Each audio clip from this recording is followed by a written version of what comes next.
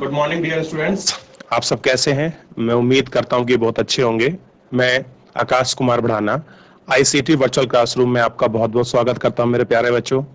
और आपको जैसा पता है कि हमारी 12th क्लास है, इकोनॉमिक्स हमारा विषय है और चैप्टर नंबर 5 हम लोग पढ़ रहे हैं बाजार संतुलन। और बाजार संतुलन के अंतर्गत हम लोग बहुत सारी चीजों को, बहुत सारी प्रक्रियाओं को हम लोग आपका समझ चुके हैं कि बाजार क्या होता है। सबसे पहले हमने बाजार की परिभाषा को पढ़ा कि हम आपका बाजार किसे बोलते हैं।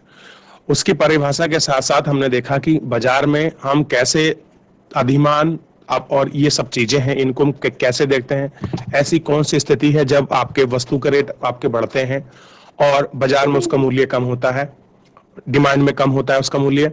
और दूसरी बात हमने तब देखा इसमें नेक्स्ट आपका चैप्टर में कि जो आपकी चीजें हैं हम उनको कैसे देख रहे हैं कि मार्केट में जो आपकी सप्लाई और डिमांड की जो आपकी पॉलिसी है, जो नीति है, उनमें कैसे मार्केट में जो आपका संतुलन हो रहा है उस प्रकार को हम लोग आपका देख रहे थे।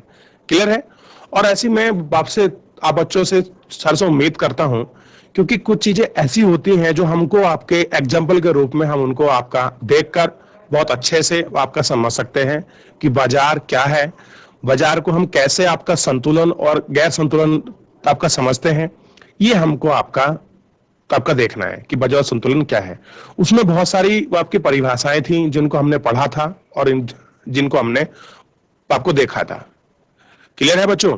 तो इन सभी चीजों के साथ हम लोगों ने चैप्टर को अपना पढ़ा था और मैं उम्मीद करता हूं कि मेरे प्यारे बच्चों ने आपका रिवीजन कर लिया होगा साथ में और बहुत अच्छे से सारी चीजों को आपको तैयार किया होगा। तो बच्चों हम लोग रेडी हैं आपका पढ़ने के लिए और हम चलेंगे सीधा अब आपका डिजिटल बोर्ड की तरफ। ये आपको ध्यान रखना है थोड़ा सा, क्योंकि जब हम लोग अपना लेक्चर की तरफ सारी चीजें हम लोग आपका देख रहे थे तो बाजार संतुलन जो था हमारा मेन टॉपिक था। इसको हम लोगों ने पढ़ा और इसको देखा कि क्या कैसे चीजें हो रही थी और अंतिम में हम लोग जो देख चुके थे उसमें देखिए ये सारी चीजें मैं आपको जो था बहुत अच्छे से आपको बता चुका हूं कि इसमें किस प्रकार से हम चीजों को ज्ञात करते हैं, हम कैसे आपका बैलेंस निकालते हैं और इन सब चीजों का जो ग्राफ है इसको भी हम लोग समझेंगे। लेकिन इन चीजों को थोड़ा सा आपको समझने से पहले कुछ बहुत सारी ऐसी आपकी चीजें हैं जो हमको आपका इस लेक्चर के अंतर्गत आपका देखनी है। जैसे हमने पढ़ा था, इसमें आपको ध्यान होना चाहिए कि बच्चों देखिए हमने पढ़ा था अधिपूर्ति, अधिमांग और संतुलन। इसको हम लोग अपने लेक्चर के अंतर्गत बहुत अच्छे से आपका पढ़ चुके थे और जिसमें हमने सारी प्रक्रियाओं को समझा था। और आपको याद होना चाहिए बच्चों, मैंने आपको बताया था अधिमान जिस स्थिति में बाजार मांग बाजार पूर्ति से अधिक हो, क्या हो? बाजार मांग बाजार पूर्ति से अधिक हो, उसे अधिमांग कहा जाता है। यह है संतुलन किसी कीमत से कम कीमत पर होता है। क्या होता है? इसमें कम कीमत पर स्थित होता है।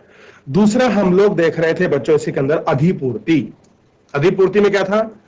जिस स्थिति में बाजार पूर्ति बाजार से अधिक है, यानी कि कोई ऐसी कंडीशन हो जाए जिसमें जो आपकी बाजार पूर्ति, जो आपका मार्केट सप्लाई है, मार्केट सप्लाई में क्या हो जाए? आपकी मांग अधिक हो जाए। कैसी हो जाए? आपकी डिमांड अधिक हो जाए, तो उसे क्या बोलते हैं? हम अधिपूर्ति बोलते हैं। क्लियर है? और इसमें क्या होता है? यह संतुलन आपका कीमत से अधिक पर होता है। क्या होता है? इस पर कीमत से अधिक पर होता है। देखिए हम कुछ चीजों को आपका इसलिए फोर्सफुल करके बोलते हैं कि हम लोगों को उन चीजों को ध्यान रखना है, बार बार आपको रिपीटिशन करके बताते हैं कि देखिए इस पर ध्यान दीजिए, तो उन चीजों को आपको ज्यादा ध्यान रखना होता है।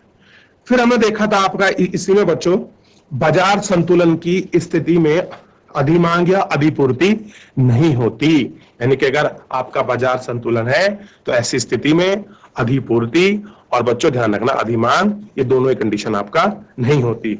अब संतुलन कीमत क्या होती है, कैसे उसको करते हैं, इन सब चीजों को हम लोग जो है अपने लेक्चर के अंतर्गत आपका समझेंगे और उसको जानेंगे। मैं उम्मीद करता हूं कि सारे बच्चे बहुत अच्छे से ध्यान देंगे इसी पर, क्योंकि जैसे मैंने कहा था कि हम लोग क्या करेंगे, इसमें आपका पूर्ण प्रतियोगिता में बाजार का निर्धारण हम लोग करेंगे।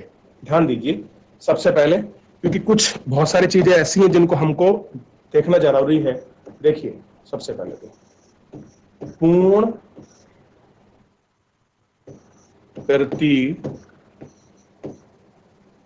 प्रतियोगिता में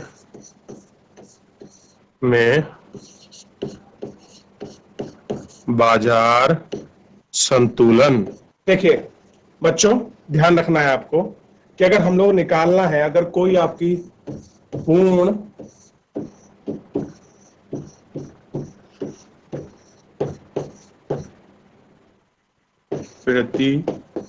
प्रतियोगिता में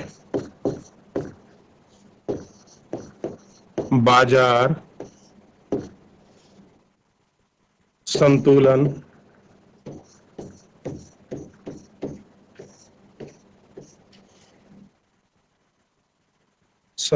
का निर्धारण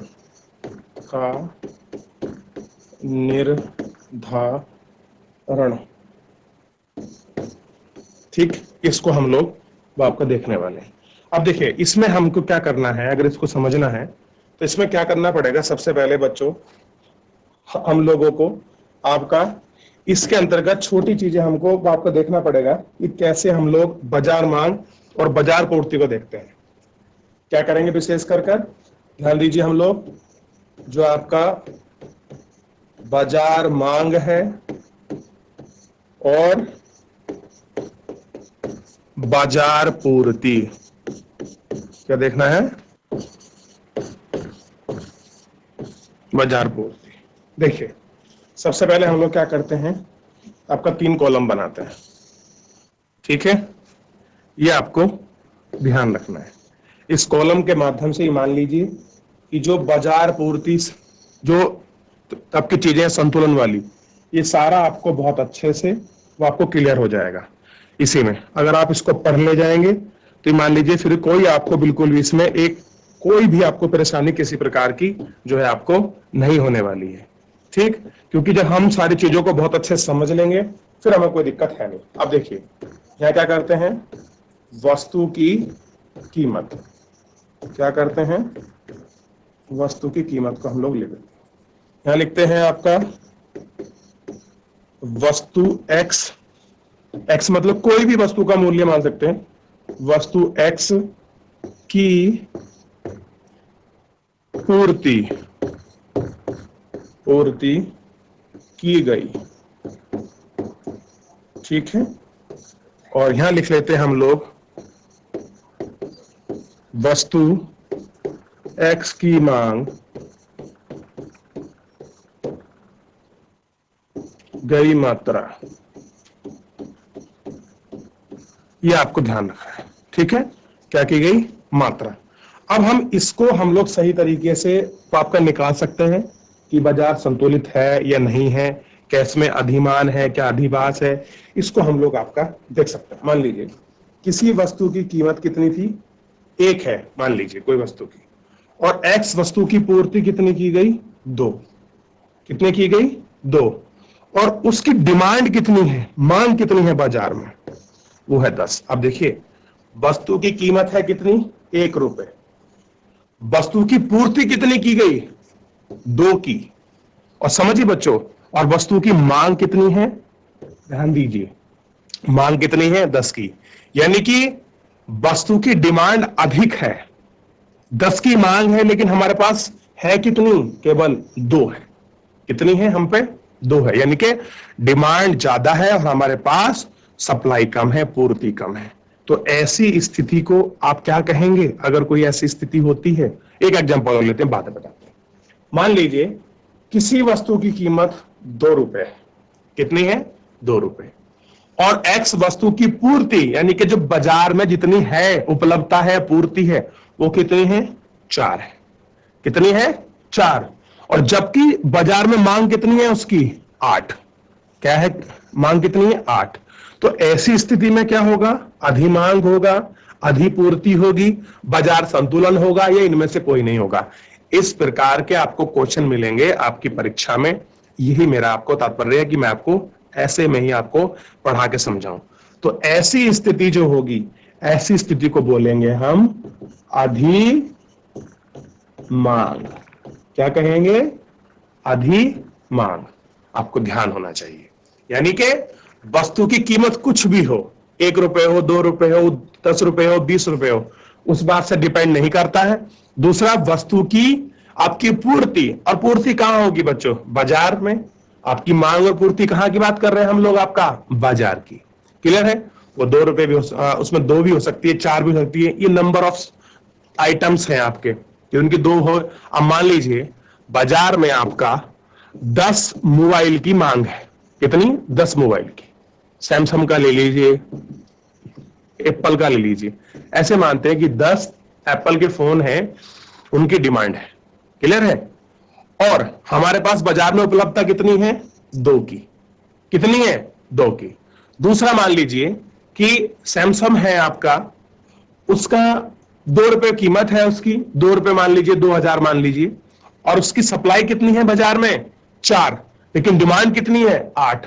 तो ऐसी स्थिति में क्या होगा? अधिमांग। यानी कि वस्तु की सप्लाई कम है, मांग अधिक है, इसलिए हम क्या कहेंगे? उसको अधिमांग। और ये डेफिनेशन मैं आपको पढ़ा चुका हूं, लिखवा चुका हूं कि अधिमांग की परिभाषा क्या है। क्लियर है? ये आपको ध्यान रखना है। तो यहां तक आपको समझ आया? किसी प्रकार का डाउट, किसी प्रकार कोई कंफ्यूजन, आप इसको नोट करते चलिए बच्चों, क्योंकि ये सारी चीजें बड़ी इंपॉर्टेंट है आपकी परीक्षा के लिए, और यही सब चीजें जो है वो आपकी परीक्षाओं में आपको देखने के लिए मिलेंगी। क्लियर है? चलिए दूसरा एग्जांपल लेते हैं। दूसरे, आप थोड़ा इसको समझिए। मान लीजिए कोई अन्य वस्तु लेते हैं। किसी वस्तु की कीमत आपका 3 रुपए है, बाजार में उसकी मांग 6 है, और 6 ही उसकी पूर्ति है। यानी कि जितनी पूर्ति है उतनी ही मांग है। यानी कि ऐसी स्थिति में आप देखें कि आपका किसी वस्तु की बाजार में मांग 6 है, तो उसकी पूर्ति भी कितनी दिखाई गई है बच्चों? देखिए, मांग और पूर्ति कितनी है आपकी? सेम, 6 है। तो ऐसी स्थिति में क्या होगा बच्चों? तो ऐसी स्थिति में होगा बाजार संतुलन। क्या होगा? बाजार संतुलन। ये आपको ध्यान रखना है। क्या होगा आपका? बाजार संतुलन। क्योंकि जितनी डिमांड है उतनी सप्लाई की गई। ठीक? और पहले वाले में क्या था? जितनी डिमांड थी उतनी सप्लाई नहीं की गई, यानी कि डिमांड ज्यादा रही, तो क्या होगी? अधिमांग होगा। यहां तक क्लियर है? यहां तक कोई डाउट किसी प्रकार का, कोई आपका कंफ्यूजन? तो मैं उम्मीद करता हूं कि इतना बड़ा कोई आप पे कंफ्यूजन नहीं होगा। चलिए दूसरा चीज को इसमें हम लोग समझते हैं एग्जाम्पल लेकर। अगला देखिए, किसी वस्तु की कीमत 4 रुपए है, उसकी जो आपका पूर्ति है बाजार में कितनी है? 8 है, लेकिन ऐसी स्थिति में बाजार में मांग केवल उसकी 4 की है। कितने की है? 4 की। यानी कि आप देखें तो मांग उसकी फिलहाल कैसी है बाजार में? आपकी कम है, यानी कि सप्लाई कितनी हो गई? ज्यादा होगी। और डिमांड कैसी है? डिमांड कम है। दूसरा एग्जांपल लेके समझते हैं कि देखिए, वस्तु की कीमत है 5, और कीमत 5 है, और जो वस्तु की जो आपकी बाजार में पूर्ति है वो कितनी है? 10। कितनी है? 10। ठीक है? आपको ध्यान रखना है कितनी है? 10 है। और अगर ऐसी स्थिति में सप्लाई कितनी हो रही है? 7 हो रही है, तो आप क्या कहेंगे ऐसी स्थिति को? आप ऐसी स्थिति को कहेंगे बच्चों, ध्यान दीजिए। तो ऐसी स्थिति में भी जो आपको ध्यान रखना है, ये थोड़ा सा ना, मैं इसको एक मिनट रुक देंगे, इसको मैं ये वाला एग्जांपल नहीं लेते, इसको बाद में कट कर देते हैं, थोड़ा इसको समझिए। तो ऐसी स्थिति में क्या होगा बच्चों? अधिपूर्ति होगी। कैसी होगी? अधिपूर्ति। अधिपूर्ति। क्लियर है? कितना आपको ध्यान रखना है कि ऐसे कि हमको देखना है। कुल मिलाकर अगर मैं बात करूं आम भाषा में, तो समझिए बच्चों इसको थोड़ा सा। सिंपल है कि बाजार में जो मांग है, अगर मांग के बराबर हम लोग क्या कर पाए, जितनी हमको पूर्ति है, समझिए क्या कर पाए हम लोग उसको, अगर जो आपकी पूर्ति है हम उसको पूरा कर पाए, तो फिर तो हमें किसी प्रकार की चिंता करने वाली कोई बात ही नहीं है। ठीक? यानी कि हमें बाजार और पूर्ति अगर हम लोग कर देते हैं, जितनी मांग उतनी पूर्ति, तो ऐसे में जो हमारा बाजार होगा वो क्या होगा? आपका संतुलन होगा। ठीक? और दूसरी कंडीशन ये हो गई आपका बच्चों, सिंपल ध्यान रखिए, अगर आपका बाजार है और बाजार में आपकी मांग अधिक है, कैसी है? मांग अधिक है, और जो आपकी सप्लाई है वो क्या हो जाए? कम हो जाए, तो अगर आपकी सप्लाई यानी कि पूर्ति कैसी है, आपकी कम है, तो ऐसी स्थिति को हम क्या कहेंगे, अधिमांग कहेंगे, कि मांग कैसी है, अधिक है। दूसरा, ऐसी स्थिति में क्या हो, आपका ध्यान रखिए, या तो जो आपकी पूर्ति हो और जो क्या हो, मांग हो, वो आपका लगभग या तो आपके बराबर सी हो जाए, या आप मान लीजिए मांग कम हो जाए, अब आपकी पूर्ति अधिक हो जाए। पूर्ति कैसी हो जाए, अधिक हो जाए। अगर पूर्ति अधिक होगी तो ऐसी स्थिति को हम क्या कहेंगे, आपका अधिपूर्ति, यानी कि जितनी चीजें थी वो सारी हमारे पास पूरी है। ठीक, यह आपको ध्यान रखना है, इसमें सबसे बड़ी यह चीज है और इसी को आप लोग ध्यान रखेंगे। क्लियर है? अब देखिए थोड़ी सी कुछ आपके चीजें हैं जो आपका मेरे को लिखवानी है और आपको पता होनी चाहिए कि जो हमारे लिए परीक्षा के लिए बहुत ज्यादा तो आपका जरूरी है। इन सब चीजों को, जैसे हम लोग एकाधिकार देख चुके थे, एकाधिकार की विशेषता हम लोग पढ़ चुके थे, एकाधिकार प्रतियोगिता, अल्पाधिकार हम लोग पढ़ लिए थे अच्छे से कि क्या होता है अल्पाधिकार। और आज जो हम मुख्यतः आपकी बात करने वाले हैं, मांग में परिवर्तन का संतुलन कीमत तथा संतुलन मात्रा पर प्रभाव, इसको हम लोगों को थोड़ा पढ़ना है और समझना है, बड़ा इंपॉर्टेंट है। देखिए, मांग की या मांग में परिवर्तन, ऐसा समझ लीजिए, मांग में परिवर्तन का संतुलन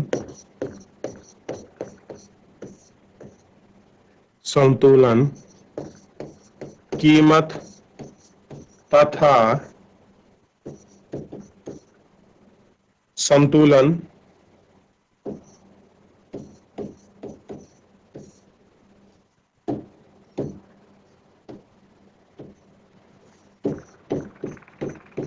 मात्रा पर प्रभाव, यह हमको थोड़ा सा समझना है। देखिए इसमें क्या कंडीशन है, इसको थोड़ा सा आप लोग ध्यान दीजिए। देखिए,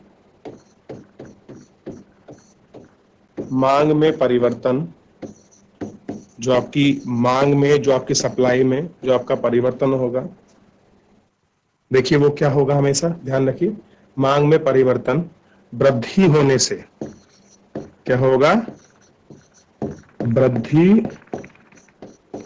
होने से और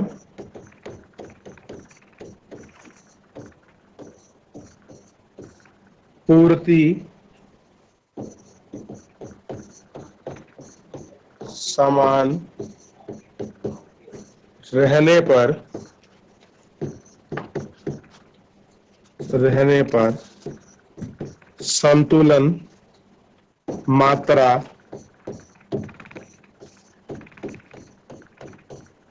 दोनों की वृद्धि हो जाती है। क्या होता है, दोनों की जो वृद्धि है वो आपको जाती है। दूसरा पॉइंट ध्यान रखना है, मांग की कमी होने से संतुलन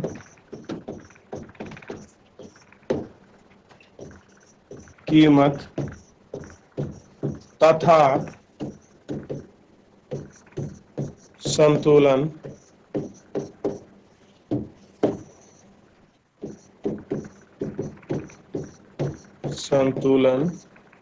मात्रा दोनों ही कम हो जाते हैं। कैसे होते हैं, दोनों ही कम हो जाते हैं, यह आपको ध्यान रखना है। क्लियर है बच्चों? देखिए मेन तो इसमें जो था मैं आपको लिखा रहा हूं कि कैसे वो आपका कम बढ़ती होता है, ये थोड़ा सा आपको ध्यान रखना है। बाकी पूर्ति परिवर्तन का जो भी आपका इसका जो आपका प्रभाव है, हम उस प्रभाव को भी बहुत अच्छे से आपका देखेंगे, क्योंकि कुछ चीजें ऐसी होती हैं जो हमको आपका जनरल व्यवहार के रूप में उनको पढ़ना है और वहां उनको समझना है और उनको क्या करना है, हमको आपका देखना है बच्चों। क्लियर है? क्योंकि आज के लेक्चर के अंतर्गत जो हमने देखा है, हमारा मेन फोकस ये रहा है, अधिपूर्ति क्या होती है, अधिमांग क्या है, कैसे बाजार संतुलन होगा, कैसे उस सारणी को आपका देख सकते हैं, और अगर इस प्रकार की आपको सारणी आपको मिलती है कि वस्तु की मांग कितनी है, उसकी पूर्ति कितनी है और वहां उसकी आपका कीमत कितनी है, ये संतुलित है, अधिमांग है, अधिपूर्ति है, आप उस विषय को, इन सब चीजों को आप बहुत अच्छे से ज्ञात कर पाए, निकाल पाए, आपको ये सब चीजें बहुत अच्छे से पता होनी चाहिए। क्लियर है बच्चों? इन सारी चीजों को आप लोगों को बहुत अच्छे से याद रखना है, क्योंकि एग्जाम्पल बेस में ऐसे क्वेश्चन आपको मिल सकते हैं। कल हमारी कोशिश रहेगी कि हमको एक दो इसके जो आपके परिवर्तन है मात्रा में और जो उसकी मांग में, हम इन परिभाव को, जो आपके परिवर्तन, उनको हम लोग आपका देख लें, फिर उसके बाद उनके वक्र की जो स्थिति है उस स्थिति को हम लोग पढ़ लें, फिर हम लोग आगे इन सब चीजों को अच्छे से कंटिन्यू करते चलेंगे। क्लियर है बच्चों? चलिए, आज के लिए इतना ही, मिलते हैं नेक्स्ट लेक्चर में। मुझे जुड़ने का आपका बहुत बहुत धन्यवाद।